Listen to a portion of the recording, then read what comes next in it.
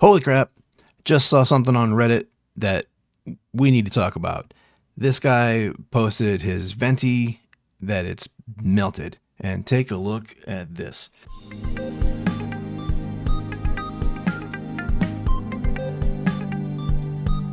So this was posted to vaporents 5 hours ago by user InGen. I sent this same information to email to the company, and all I got back was a link to the warranty page. Let's take a look at this. Holy sh! Holy sh! So that something is wrong. Like that got crazy hot. Let's take a look at the second picture here. Here's the second picture of this guy's melted venti. It looks like that top bowl piece, that peak material, looks like it melted completely off of the heater. Looks like this top peak piece is warbled in. The mounts are warbled in.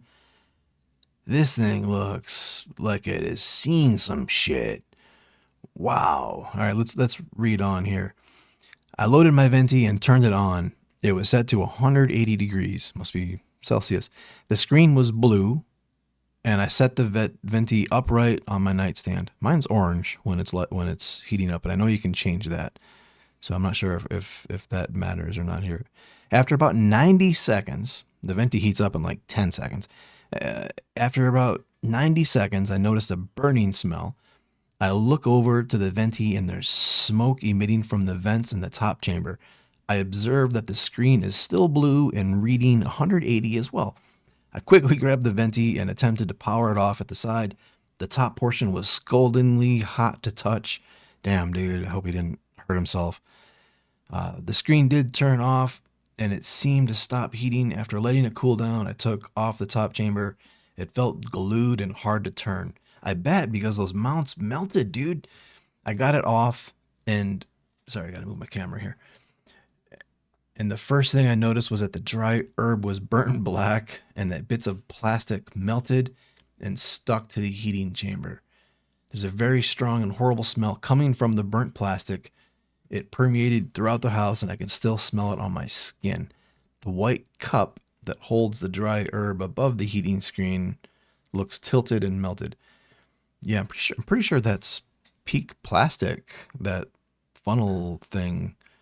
So peak melts at a really hot temperature, hotter than the venti is supposed to get. So something must have gone wrong. I'll be sending it in for replacement, but goddamn, this should not be happening on a $500 vape. I agree with you, man. I was approved for replacement, but I have to pay for return shipping myself. That's kind of a kick in the dick right there, to be honest. I expected a prepaid return label, given that this is a defect and could have burnt down my house. Yeah, I agree with you there. For those asking if it was V1 or not, I guess I'm not sure. It was purchased in 2023, but I never got any recall emails or correspondence from the company after registering the device on the day it was delivered to me.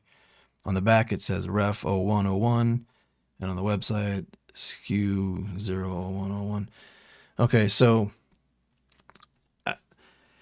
I love my venti, but it is without a doubt that they're having some problems somewhere along the lines.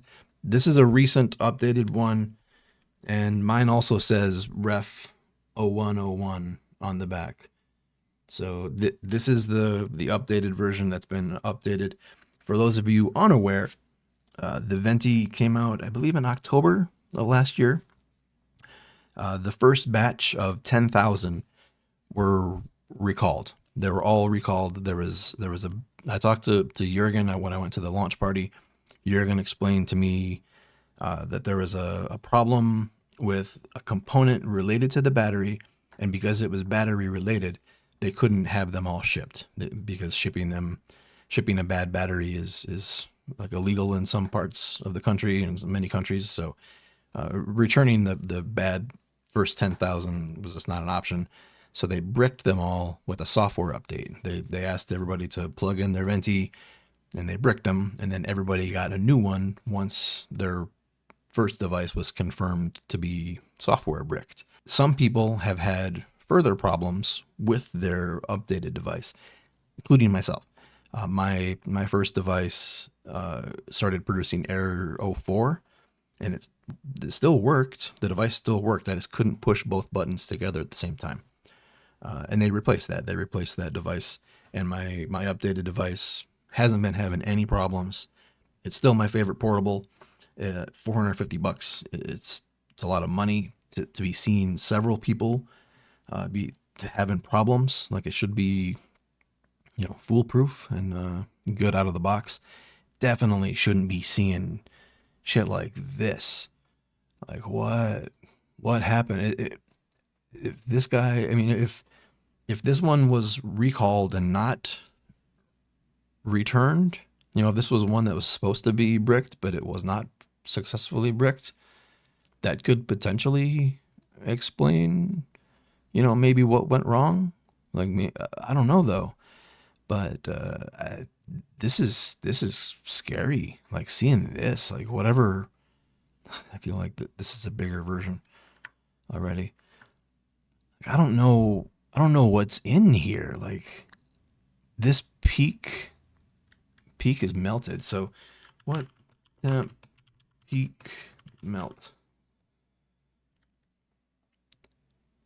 649 degrees Fahrenheit, according to the Google search here. But that was just from a Google search. I don't know, man. Like, I feel for this guy having to pay his own money to mail back a device that could have potentially burned down his house. That is scary. That is scary shit. Coming from one of the most trusted brands. And obviously this is just one device.